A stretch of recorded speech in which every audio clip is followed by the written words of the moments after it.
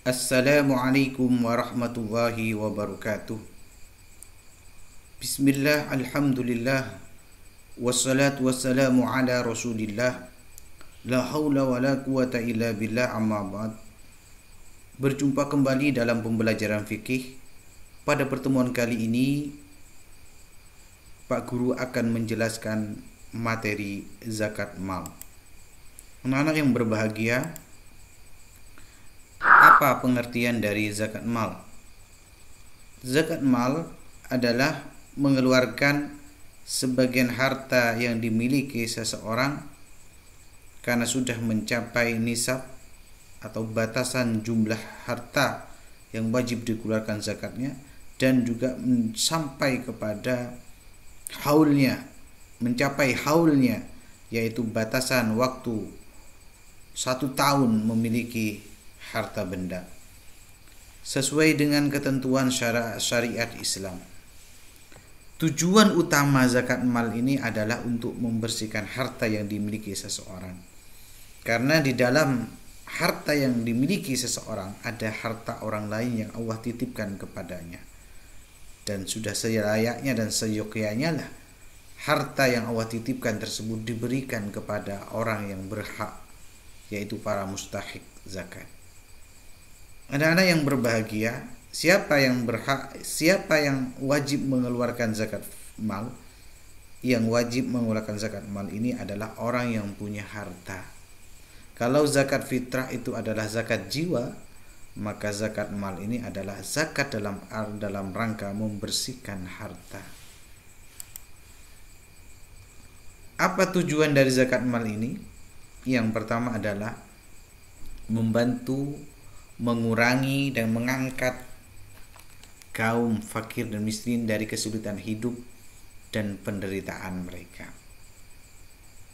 Dengan adanya syariat zakat ini diharapkan bisa mengurangi jumlah kaum fakir dan miskin. Dengan adanya syariat zakat ini paling tidak bisa meringankan kesulitan-kesulitan hidup yang dialami oleh orang-orang yang fakir dan miskin, bisa meringankan penderitaan mereka. Yang kedua, membantu memecahkan permasalahan yang dihadapi oleh para mustahik zakat. Tentunya sebagai orang yang hidup di bawah garis kemiskinan, para mustahik zakat seperti orang-orang fakir dan miskin, mereka memiliki masalah-masalah dalam kehidupannya terkait sandang dan pangannya, terkait kebutuhan sehari-harinya, terkait tempat tinggalnya. Tentu dengan adanya syariat zakat ini akan memecahkan permasalahan hidup yang mereka hadapi, paling tidak meringankan beban hidup mereka. Kemudian yang ketiga, tujuan dari zakat mal adalah membina dan merentangkan solidaritas sesama umat manusia. Dengan syariat zakat ini akan terjalin harmonisasi hubungan antara orang yang kaya, orang yang berpunya, dengan orang yang di bawah garis kefakiran dan kemiskinan. Tujuan yang keempat adalah menghilangkan sifat bakhil, di mana dengan syariat zakat ini orang dilatih untuk menghilangkan dari dirinya sifat kikir, sifat bakhil. Yang kelima, menghindarkan penumpukan kekayaan perseorangan. Ya, karena kita temukan dalam hidup ini kadangkala kekayaan itu menumpuk pada segelintir orang saja. Satu orang kekayaannya sebanding dengan kekayaannya 1000 orang. Ini kesenjangan sosial yang terjadi. Dengan disyariatkannya zakat ini, maka akan ada aliran harta yang juga mengalir kepada kaum fakir dan kaum miskin. Walaupun nominalnya hanya 2,5% dari kekayaan dari orang kaya, tapi paling tidak sudah ada ada saluran, ada pembagian harta sehingga tidak menumpuk dikuasai oleh orang-orang yang kaya.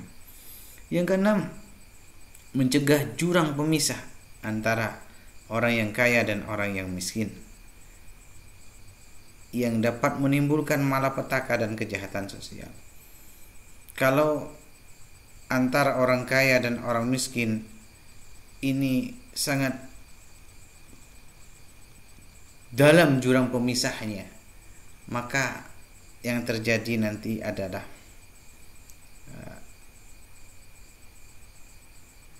kriminalitas, kejahatan-kejahatan yang seperti pencurian dan perampokan.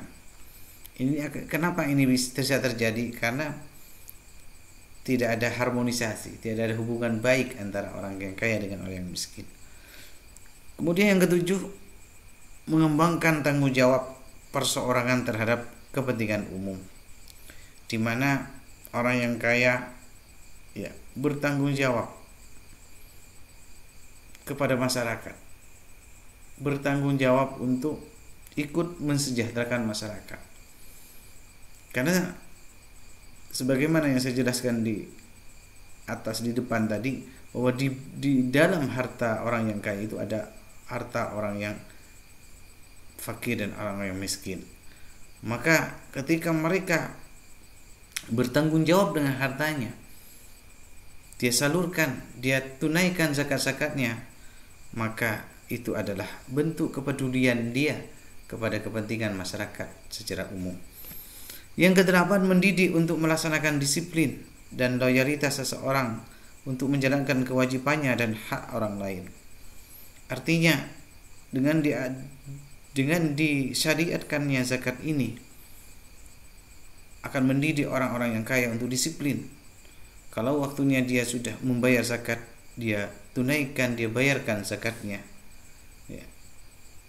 Dia loyal terhadap kewajiban-kewajiban, terhadap syariat-syariat yang dibebankan kepadanya. Ini adalah tujuan dari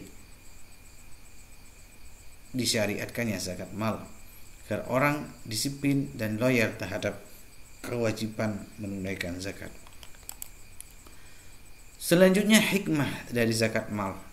Yang pertama adalah mensyukuri nikmat Allah. Dengan mengeluarkan zakat itu adalah tanda syukur kepada Allah. Syukur kepada Allah bentuknya adalah dengan jalan menjalankan perintah Allah. Kalau Allah sudah memerintahkan untuk menunaikan zakat, maka dia tunaikan zakat tersebut, itu adalah bentuk syukur dia kepada Allah. Kemudian yang kedua, melindungi masyarakat dari bahaya kemiskinan dan kemelaratan dengan segala akibatnya. Kadangkala kemiskinan itu mendorong orang, menyebabkan orang menjadi kufur, sebab perut lapar, sebab dia tidak punya apa yang mau dimakan, orang bisa melakukan hal-hal yang dilarang. Orang bisa menjual imannya akibat dia lapar, akibat dia fakir atau miskin. Tetapi kalau zakat ini diterapkan, maka paling tidak bisa membantu orang-orang yang fakir dan orang-orang yang miskin. Kemudian ketiga, memerangi dan mengatasi kefakiran yang menjadi sumber bencana dan kejahilan. Kefakiran ini kalau tidak diperhatikan dengan baik akan menjadi bencana sosial, akan menimbulkan kriminalitas, akan menimbulkan pencopetan, pencurian, atau pemalakan, atau bahkan perampokan, atau bahkan pembunuhan demi mengambil harta orang lain. Tapi dengan disyariatkannya zakat, dan apabila zakat ini diterapkan dengan benar, dengan baik, dengan sungguh-sungguh, maka paling tidak akan melindungi masyarakat dari bahaya kefakiran dan kemiskinan dan segala akibat yang timbul darinya. Kemudian yang keempat, membina dan mengembangkan